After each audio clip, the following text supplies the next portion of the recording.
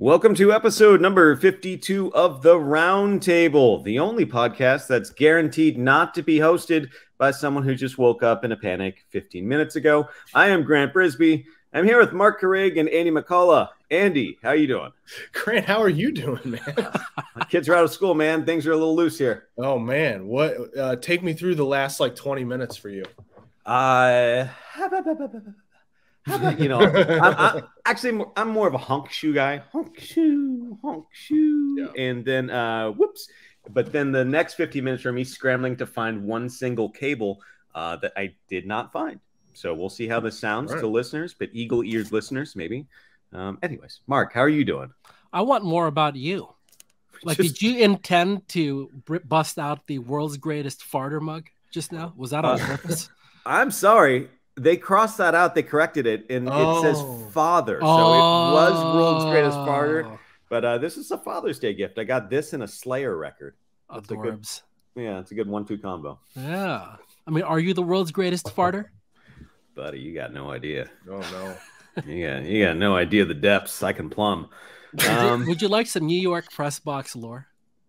There was a serial farter about a decade ago in New York. And I think there was a lot of speculation about who it was, but it was never confirmed. All we know is that somebody was basically crop dusting press row for probably 2 years straight. That is so good. Yeah, it was at Yankee Stadium, and so people would just be like, "Man, the farters two seamers got some movement today." I mean, I hear serial farter, and then all of a sudden I'm like, man, I wonder what Count Chocolate's got going on. But again, we are way, way far away from baseball. Bronx Bomber has a different meaning. My God, get Brian on the pod. Yeah. He's the fifth Beatle. Save it for the pod, Brian.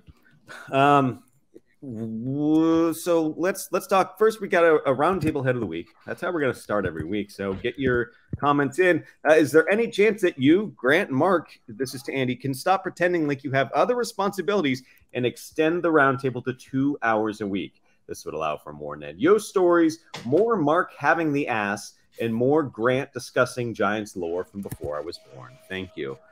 I'll go first. No. Yeah, that was from Brandon D, who was kind enough to put that in my mailbag questionnaire this week. And yeah, the answer is no. We can barely get to 45 minutes. I mean, Brian has stuff to do. Carig has nasty Slack messages to send to the people he manages. Grant has to, talk to people about Will Clark. I have, whatever. Don't worry about what I'm up to. I'm fine. Okay. And yeah, no chance. But thank you, Brian. Yeah, the sentiment's good. The spirit is there. Obscure Giants lore. Do you guys know that Gaylord Perry in the moon landing story? No. Go on. His manager said, he was such a bad hitter. He said, they'll put a man on the moon before he hits a home run. And they land on the moon in 1969, and then Gaylord Perry hit a home run that same day. Come on. That can't be true. That's not true. I'm telling you. You are making that up. I have an MLB.com straight from Pravda. I will put that in the chat. Jeez, tough crowd. Jeez. Tough crowd. Oh, he put it in Slack. Look at this. Wow. Yeah. No, it's good stuff. Just Google funny. Gaylord Perry moon landing. I do believe, if I'm using my Occam's razor brain, the quote was apocryphal maybe before. Maybe they meant to say that. Maybe he wanted to say that, but he probably didn't say they'll put a man on the moon before the Gaylord Perry hits a home run. But who knows? It's a great story, so I'm not going to. Yeah, too good to check. All right, we're not here to talk about Gaylord Perry. We're here to talk about Marc had the ass in our Slack chat about Alek Manoah and specifically the fan relationship to a struggling player, I believe, is the thread you want to needle. Well, let's be more specific about this, Grant. Please.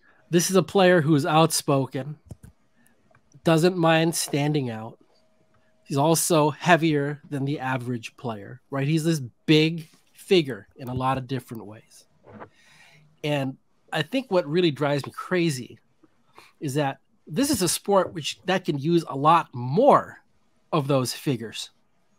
I think the sport suffers from the fact that its best players are boring or choose to be boring, right? Maybe they're not boring, but certainly they project boringness. In fact, it is built into the stupid culture within the game, right? Like where someone like drops a bat in an animated way after hitting a home run, and it's like a 2-day controversy. So what I've always just been baffled by, I guess I'm not baffled by, I find it annoying, is that it's like there's these fans that wait in the wings for someone like Alek Manoah to struggle. And then the second it happens, it's a fire hose of insults about their weight and how outspoken they are and their tats, and they should just shut the fuck up and pitch. They should just like man up, like shut your mouth and get better. Go to the minors, stop eating, blah, blah, blah, blah, blah.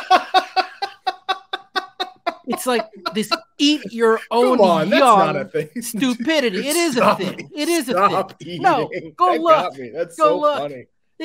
That's what it is. And so this is a guy who finished in the top 3 in Cy Young voting the year before. He's a dynamic young player. I think statistically people had projected some kind of regression. Yeah. I don't think they projected falling off a cliff. That's unfortunately what's happened with this guy. And what I am just irritated with are these folks that have been waiting in the wings to dance on this guy's grave. And what has been his massive crime? Saying interesting things sometimes. Wearing a mic during the All-Star game and then having fun pitching in an exhibition. Having hobbies outside of the sport. Having a body type that doesn't match with others. Like, these are his crimes. And he's being dragged for it every time he gets lit up, which is a lot this year because he's having a rough year. So I just find it incredibly irritating and stupid. And every time it happens, I have the same reaction, which is I wish these people would go away.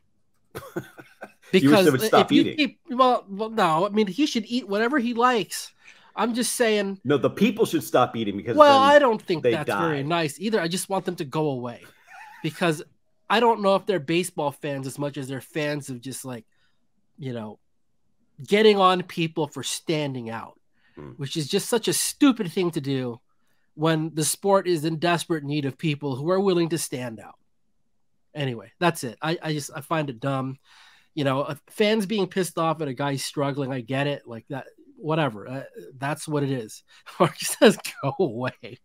I kind of wish a subset of fans would go away. I find it so tired, you guys. It's so tired to wait and wait and wait, and a guy struggles, and because they stand out, you're now all of a sudden they're a nail and you're the hammer.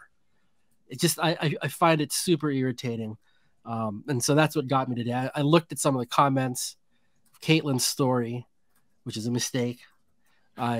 Yeah, correct. Looked at, you just answered your own question. Twitter. I understand that, but like, so Andy's gonna pull the that's not real. And like, it's not. But like, it's not entirely fake either. That's what I'm saying. Like, you can't tell me that there are people in the fan base that actually think this nonsense. And so, and clearly there are, because you got folks in the media that will reflect that in what they write. All right. And so here's what's going to happen with Alek Manoah. He might continue to have a horseshit year. He's going to lose some weight, all right, because he's been hearing this for his entire career, I'm sure. He's going to come to camp next year looking noticeably slimmer.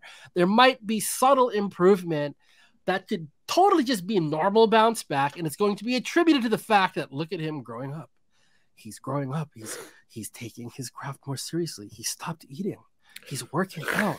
Like, and this is why he's become better. And it's such BS. Well, what? Okay, it's such BS. Okay, ignoring the sort of toxic discourse, right, about Manoah, and ignoring the fact that, as an outspoken guy of Cuban descent, he probably is more targeted for, fan outrage maybe than some others, right? Have you watched him pitch? Like, the issue, like, look, yeah, talking to scouts, like it's redactive to say like he's too big to be good, right? He's the same size, looks like the same size as he was last year, right? However, when you watched the game last night, right? Like his delivery looks like kind of like static and relatively unathletic. Okay. Now that's not to suggest he's not a great athlete, but look, to the untrained eye, to someone who's talked to pitching coaches over the year who talk about why they want to have movement in the delivery, all that sort of stuff, he appears to have kind of a static delivery that's not producing great results. So like if there were changes to that, if it involves getting slimmer, if it involves, making some sort of whatever, like mechanical tweaks, like it's not tired to suggest that it might be at the root of what's like the fitness might be at the root of what's going on. Like I get that there's like a cruelty to it, but like if that's the issue, that's the issue. You know what I'm saying? You have no idea whether that's the issue or not. You have no idea, Andy. I have talked to scouts who believe who also have no idea what it is. Okay, but that's what. Guess what? He was dealing last year at the same size.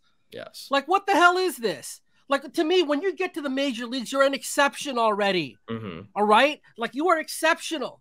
And yeah, is he heavier? Yeah. But that's not to imply, it shouldn't be to imply the guy doesn't work out or train. Like, if that were the case, then I'd hear this from the scouts. If he truly didn't train or work out and let himself go and just didn't care at all about working out, which is not true, by the way. Mark, right? I'm not suggesting that he's completely let himself go. I'm not suggesting that he doesn't train. I'm not suggesting that he doesn't try hard. I'm not suggesting any of those things. But there are certain physical things, right? Like, and it could be stature, it could be weight, it could be, like the whatever, like your release point, all that stuff. Like you don't take it off the table because he was good last year. It could be what's going on. I think like there's like 50 things that's going on. 50 okay. The guy could he's also, his velocity's down, man. He could have an underlying injury that he's pitching through. All right. He could. They would probably benefit from putting him on the injured list then. Yes, on the injured list. Rather than sending him. Well, I mean, Mark, you're the one who's saying he's injured and then being like, oh, actually, it would be a lie if they put him on the injured list. He's obviously been pitching through it. I do the wink because, you can do anything to put someone on the injured list, it seems like. I just don't think – I think you are allowing sort of bad faith discourse to annoy you to the extent that you're like, okay, well, that can't be true, right? Like it could be. But I didn't say that. No, I didn't say that. You yelled very loud, and Grant has been very polite this whole time. I think you're both right. Oh, bullshit. I knew he was going to say that. Andy, didn't you fucking see he was going to say that? Grant doesn't know who this guy is. He has no clue. He's looking at a picture of Alek Thomas being like, I thought they traded that guy. Yeah, I got nothing. No, but I get both points. All right. I get it. As someone who covered Pablo Sandoval for a long time, when he struggled, it was because of the weight. When he was hitting at the same weight, it was just Pablo being Pablo. Like there's always this armchair analysis that's just so easy and so lazy to be like, that's the problem. Sure. And I get that. And there's a very vocal subset of fans who are ready at the drop of a hat. But I also see Andy's point where it's like, hey, you know what? Flexibility, a big thing when it comes to pitching, extension and this and that. And maybe there is a way that he can target this specific component of pitching that also has to do with general athleticism. Maybe not. Maybe it's an injury. Maybe it is just the yips. Maybe it's this. I don't know. It's a mess. I just keep going back to sometimes pitchers struggle, and that's not exactly breaking news on the roundtable. But I'll go to the old. I'll go back to the old one. Who is the major league starter with the highest ERA ever, minimum 13 games started in a season? No idea. Roy Halladay. Roy Halladay was as broken as a young pitcher could be. Broken, 10.64 ERA in 2000. It was sad. It was sad watching it. And this was after he almost had the perfect game that was busted up in the ninth inning. He was already an ascending star, and then he was just gone, lost. And Then he became Roy Halladay, Hall of Famer. So I'm not saying that that's going to happen with Alek Manoah, because then you have Tim Lincecum where it's like, oh, maybe he'll be back. Maybe, oh, he'll find it. And then he never does. So who knows? But I think everything's on the table. Lincecum provides an interesting maybe I can use Lincecum to better explain what I'm trying to say to Mark, because I obviously agree with, like, if you're yelling about Alek Manoah being outspoken, like, I don't know how you ended up in front of Mark's eyeballs, but thankfully I don't see that stuff. But so, like, Lincecum, right, when he was coming through the draft, what was the criticism, that people had, that, scouts, execs, whatever, right? He was too skinny. It didn't look like you were used to seeing it. And maybe if you want to get really really granular with it, it was the idea that, like, once his arm speed slows, I'm not sure he's going to be able to generate the power that he does currently. Right. And what happened? Tim Lincecum came out. He was like the best pitcher on the planet for several years. He had an incredible career, and then his arm speed slowed and he stopped being the guy he was. That was a physical thing that you can see and point to and be like, look, that's just kind of how his body works. And that might be part of what's affecting him.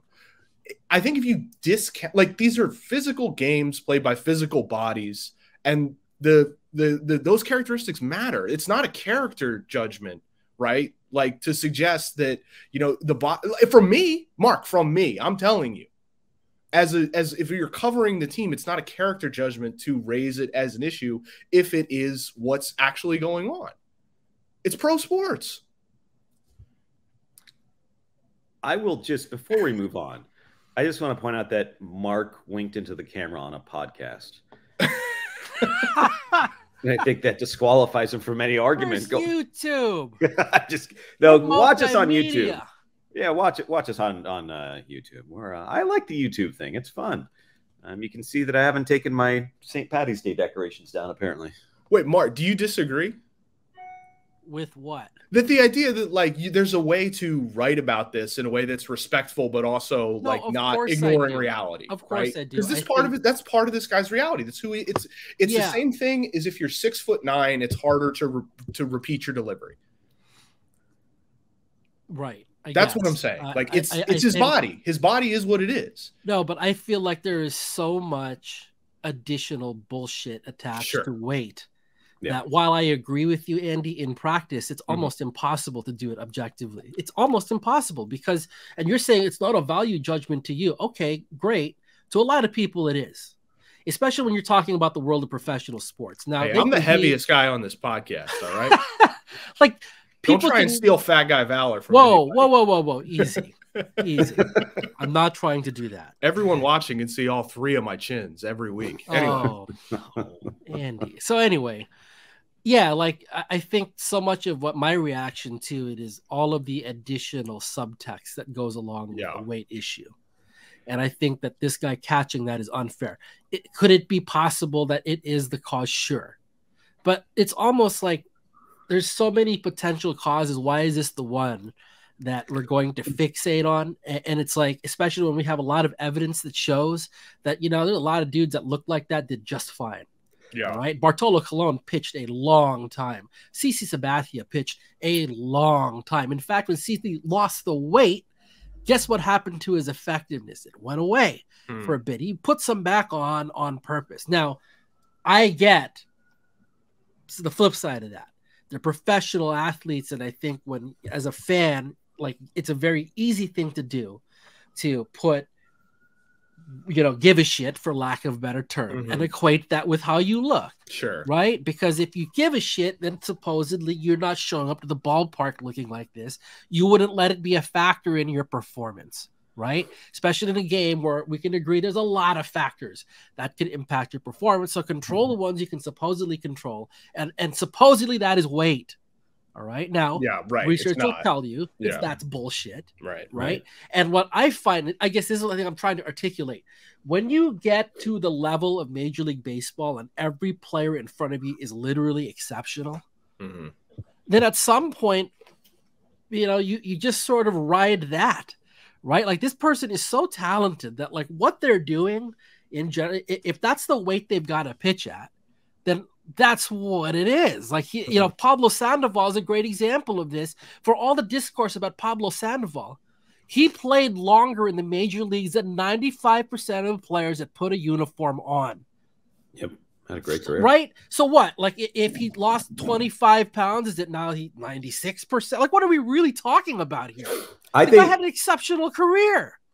If you get a focus group of 100 chuckleheads, right? You get 100 chuckleheads that are annoying Mark. You put them in a room and you ask them to dissect a player's struggles. Like they're not going to know the intricacies of release point. They're not going to be like, well, his arm slot. You see his arm slot or his extension. They can just look at a player though, and they have a very good ability to go, "Fit." You know, like that is like a chucklehead can do that. They can like bang on the buzzer in the game show and like, oh, his body's weird. Yeah. And that's all, you know, if that's all you know, that's all you know. So they're not going into his elbow's a little tender and he's compensating by landing on this foot. No, it's going to be just what they see. So I wouldn't read too much into it. I think Andy makes good points with it could be, don't rule it out. Maybe not. There's all sorts of reasons. And I also agree with Mark that it sucks. The discourse sucks. And toxic fans, they should take up like gaming. Like gaming is where the toxic fans Grant, I have terrible news for you. No, just add them onto the pile. Like at that point, it's just, you know, you won't even notice. Yeah. Poor Brandon Fott. He's been struggling a little bit for the D-backs, the official pitching prospect of the Roundtable. But you know, he'll get there. He just has to take off some weight. What, like lose an A in his last name? All right, let's look. It was bad faith. I'm not gonna. I got triggered by idiots. I get it. Sure, I get it. Okay, I grant you that point. I guess what I'm saying is that the fine line between those idiots that are toxic and talking bad faith, and people who are trying to watch this, like there's a little overlap there. There's more than I think there's more overlap to that group than you do. All right. Yeah. I've heard these thoughts expressed from people who run baseball teams. Okay. I've heard an undercurrent of that stuff and folks who evaluate players. Sure. So like, I think while you're right, like I'm probably making too big a deal out of like loudmouths on like social media or whatever. I grant you that point. I also think that, you know, that doesn't necessarily mean it's not being said and thought of by folks whose opinions might actually matter. Because I think within the sport, there's certainly that element of folks too. Mark, there's something I want to say to you. It is not the critic who counts, not the man who points out how the strong man stumbles or where the doer of deeds could have done better. The credit belongs to the man who is actually in the arena, whose face is marred by dust and sweat and blood, who strives valiantly, who errs and comes up short. Like, this is such a long sentence. Good grief. Did Teddy Roosevelt have an editor? Anyway, those are Rush lyrics. Those are Rush lyrics. You know, I quoted Rush on the SAT 2s. Yeah, I got an 800, baby. It didn't do much for my life, but yeah, I quote. It's if you choose not to decide, you still have made a choice. Think about it, Grant. Yeah, no, it's sometimes it does be like that. Hey, I got all right. Trade deadline. We might as well talk about it. People love it. It's coming up. The Angels are a game over 500. Okay, like the AL East is going to make it very difficult for teams to sneak in to the wild card from the American League. Okay, the Angels are. Let me look at this right now. They're 9 back from the Texas Rangers. Do they do it? Hell no. Should they do it? How about that? Hell no. Do they do it? No. I think they're not going to. No, and I don't think they should. But should they? Okay. Hell no. Talk to me. Because this is the only guaranteed time that you have this transcendent player. This is it. From now until the finish line is the only time the Anaheim Los Angeles Angels are going to employ this player. And you might as well roll the dice with it, even if the odds look low. Dude, they weren't that high to start the season. So what's the difference now?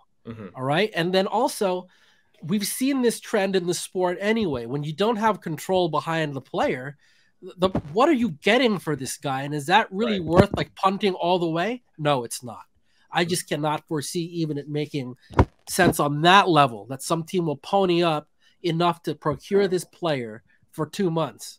So you might as well hang on to him and do the best you can. And to the Angels' credit, we use the word squint a lot here.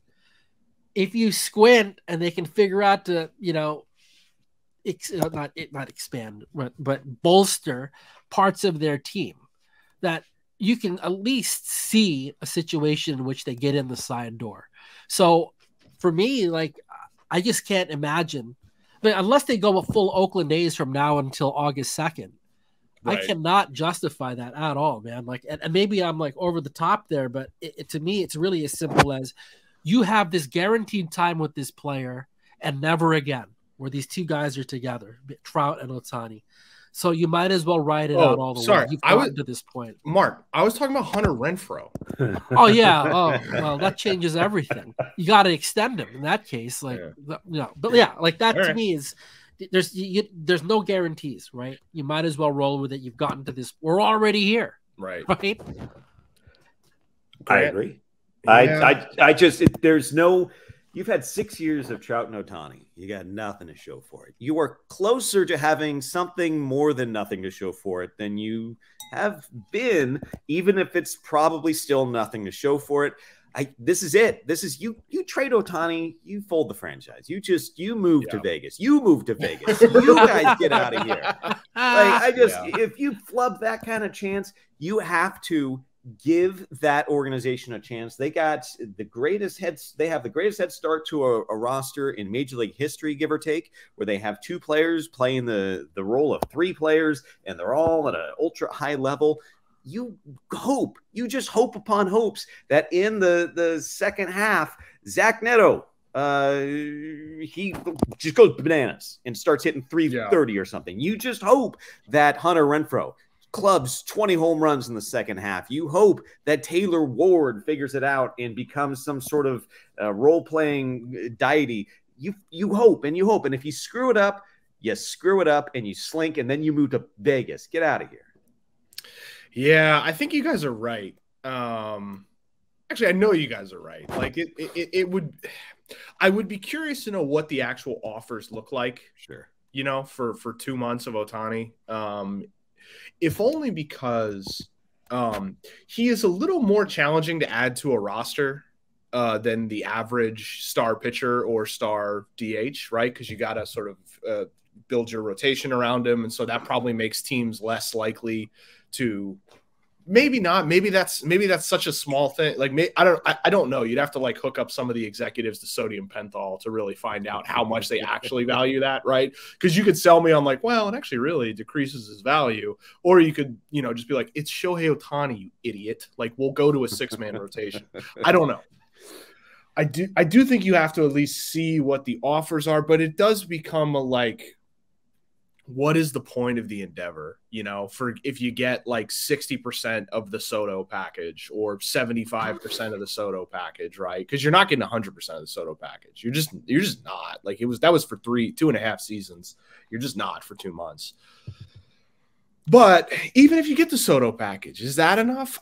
I mean, like in a whatever, like a surplus value equation, probably, but like, you also have to try and sign this guy. And I still think they have a chance to sign him, even though, there are, some folks in the industry have completely ruled that out. I think the Angels have as decent a chance as anyone to sign him this winter. I really do. So, like, would that affect? I don't know. It's a bummer. So I'm talking from the Angels' perspective, right? I'm talking about should they do it? No. But now if I put on my other hat and if I'm the Giants and say the Giants are a game under 500 right now, which is right about where the Angels are, like they're not World Series contenders. To me, the reason I give them the Soto package, the full Soto package, if offered, is not necessarily that he's going to propel them into the World Series, propel them into the postseason. It's for that exclusive window of negotiating rights. That's as valuable as anything he's going to do on the field for the next few months. And if I'm the Giants, I take that shot, because when the Dodgers traded for Mookie Betts, they got to let him feel comfortable, see what the whole thing was about, talk to him a little bit. Boom, he signs a big, long, honking deal. Well, there was also a global pandemic, and and there was an idea that there would never be money again in baseball. So that played a slight. You're leaving out one thing that happened there. I get the point. Yeah. I get your point, but like there were some other factors that maybe made that a little bit more interesting. And Goldschmidt. How did that work out? Did the money ever come back to the sport? Yeah, the sport's okay, Mark. Actually, it's just all the people who are angry commenting who aren't getting the money. That's why they're so annoyed in our comment sections, because they're playing a kids game. They're getting ground into dust by this system we live in. It's awesome. And then you're yelling at them like, these bad fake jerks. Blah, blah, blah, blah, blah. Please like. This sounds like the media room dinners we used to have. Yeah. Me getting pissed off about something and Andy being too cool for school. Me just telling you it's not real and being right. Okay, Grant. Yeah. I another thing that I was thinking about this week. Sure. Farhan Zaidi should be calling John Mozeliak about Paul Goldschmidt a lot, right?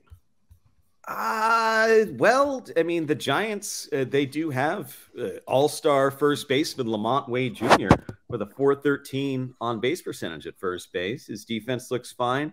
I guess you could put Wade somewhere in the outfield where he's not that ideal, or a DH, but you got Jock Peterson there. I'm not sure the fit is quite there. They would make it work for Goldschmidt, but I can also say that the Cardinals would want a ton.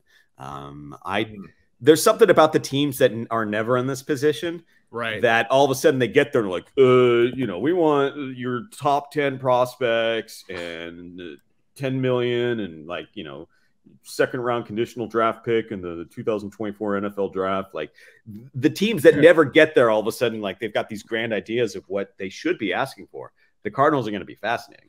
So I guess why I asked that is, if you ask me who is the best team in terms of talent in the National League Central, I would say the Cardinals. And if you ask me who do I think is going to win the division next year, I would say the Cardinals. There is a problem. They lose almost every day. And it doesn't make a lot of sense. And it you can watch it and just be sort of confused if you followed, our coverage from Katie Wu. Like, she seems to be just as perplexed as anyone else when she was on the show. She did a great job of explaining why it doesn't really make any sense. And so I just wonder, they have so much theoretical talent that other folks in the industry would be interested in. You've got a year and a half left with Goldschmidt, right? Like he's a Hall of Famer. What's out there? And if you're the Giants, if you're the Baltimore Orioles, if whomever, right? If you're a team on the cusp and you can get a year and a half of Paul Goldschmidt when he continues to play like Paul Goldschmidt, I feel like I'd be willing to give up a lot. Yeah, I don't disagree.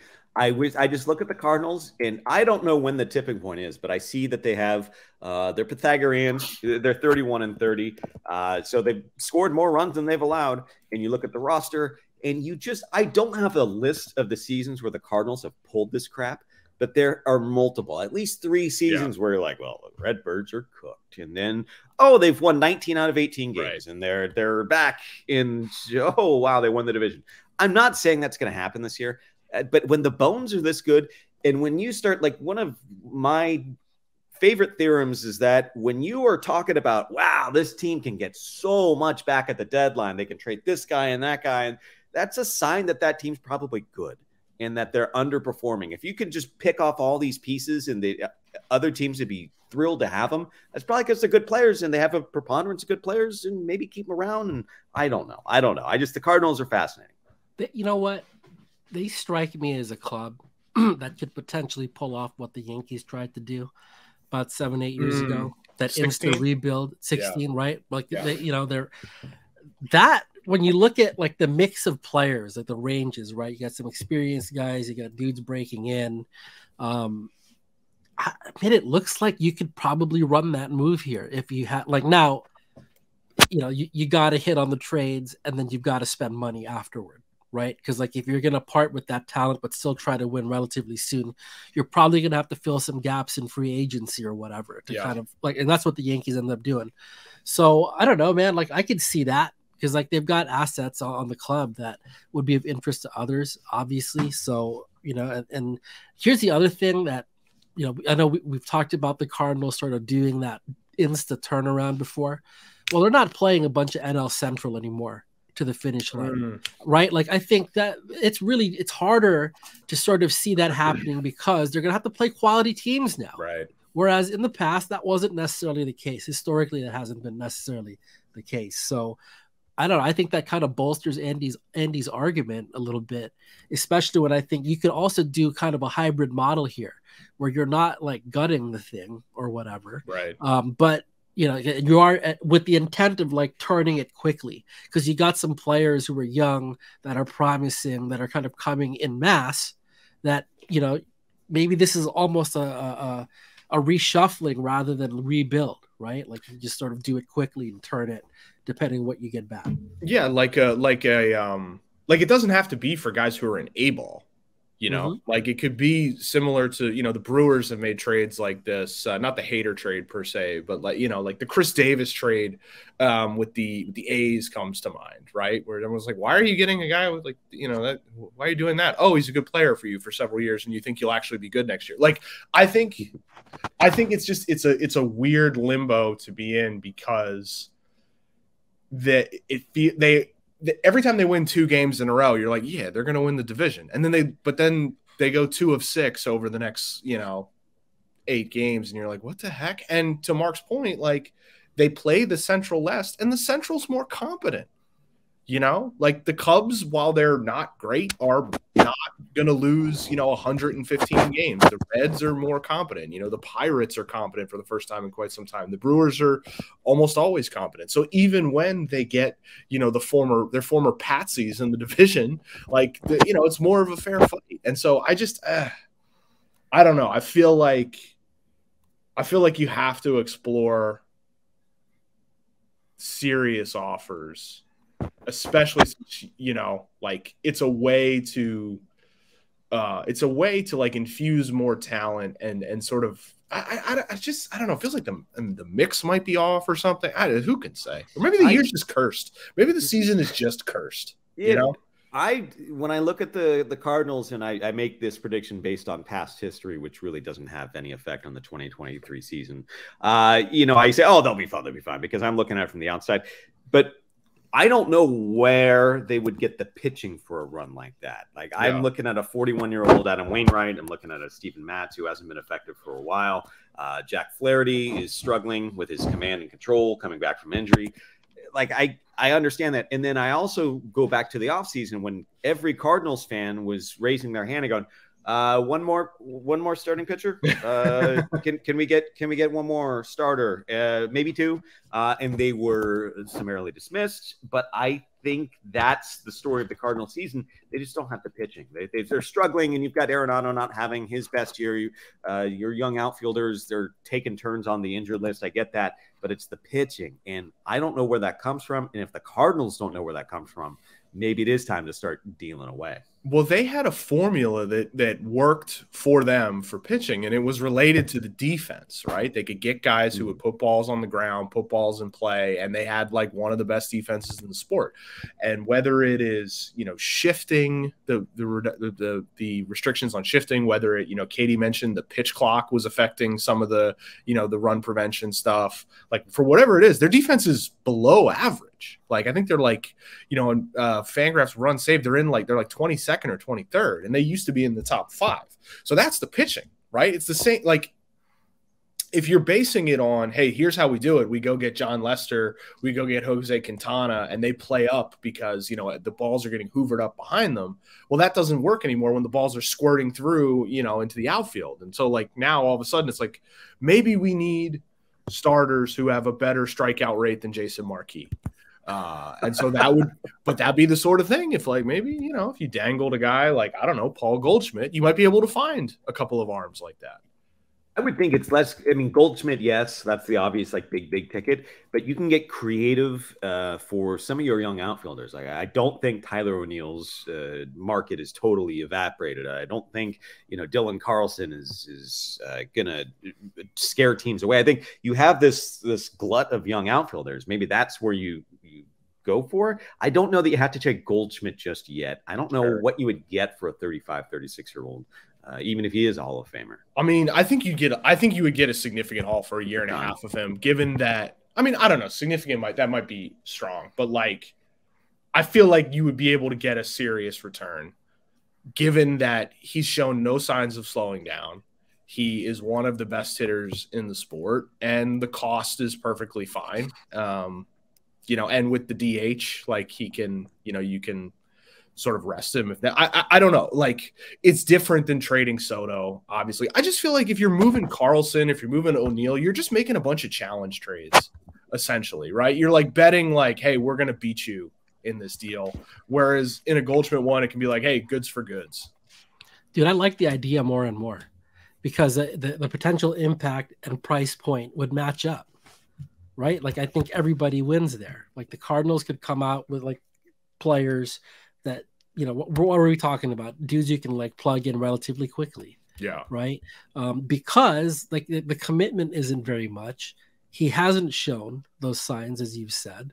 I think it's an intriguing idea. They'd be, you know, probably wise to at least begin looking through their roster and finding those opportunities. And yeah, I think Goldschmidt makes a lot of sense. Like that's, you know, wouldn't have thought about that going into the pod, but like as you're discussing it, like why not?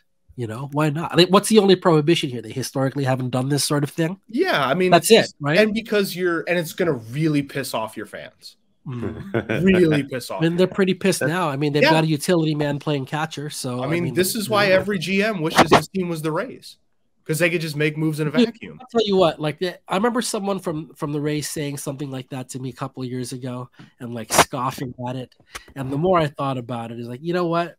This is part of why they're good. They leverage that. Yeah. No one's watching. Hooray. That means we can do all this crazy stuff. And so on the flip side of it, yeah, markets like St. Louis, Philly, New York, you know, places where like historically there's just a lot of attention paid to the teams from start to finish. Yeah, you really can't engage in that sort of thing. And I wonder if this is a moment to kind of challenge that. I think it's a really compelling argument, actually. Do you think that there is a curse of Marcell Ozuna? And that's what's going on. He really set this franchise back.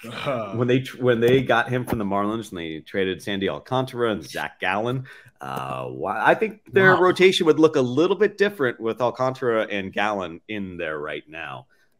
You know, it's easy to play Monday morning quarterback and stuff, but it's fascinating that one trade is really hard for them to come back from. Yeah, there's a lot of reasons to criticize Ozuna, I would say. Yeah. I don't know if I really want to. Fair enough. I don't know if I really want to use him as as a marketing curse. Yeah, that's a good point. Let's just forget about it. Yeah, not a great trade though. If that's the point you're making, if the point you're making is that was a bad trade, agreed. Because Zach Gallen looks like the best pitcher in the sport.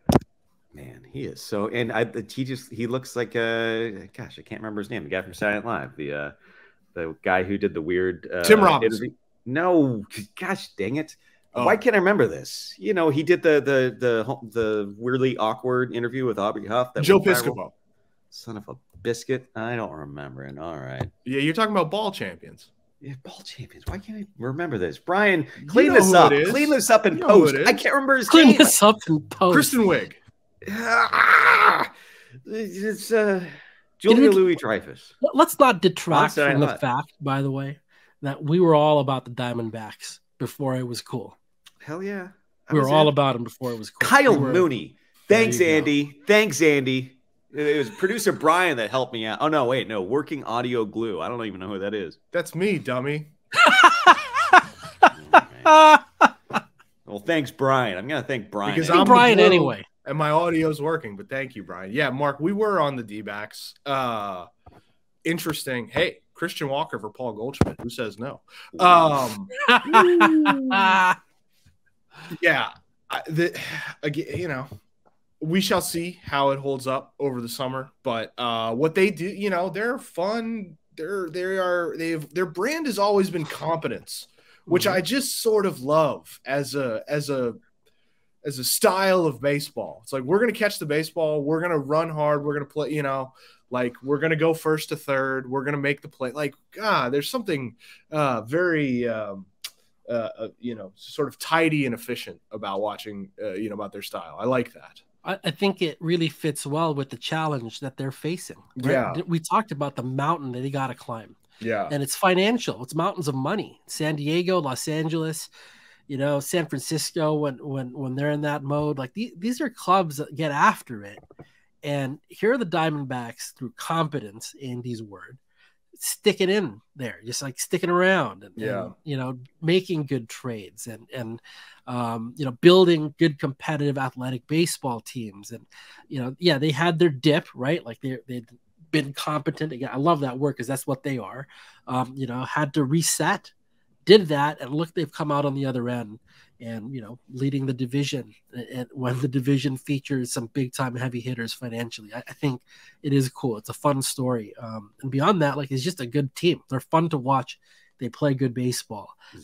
Credit to the folks who built the club. I mean, that's kind of, telling to me, not just like as far as like the actual baseball moves and resourcefulness or whatever, but also, being unfazed by the fact that they had a huge challenge in front of them, have a huge challenge in front of them. I think it's pretty cool.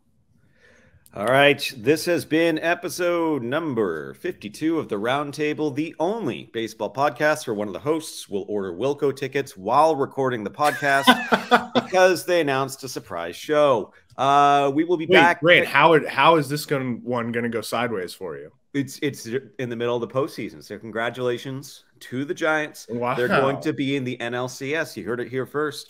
There's no way they're not. I'll be in St. Louis for the NLCS, Giants Cardinals. Let's go. Let's go. All right. We will be back next week. We'll talk about baseball because that's what we do. See you then.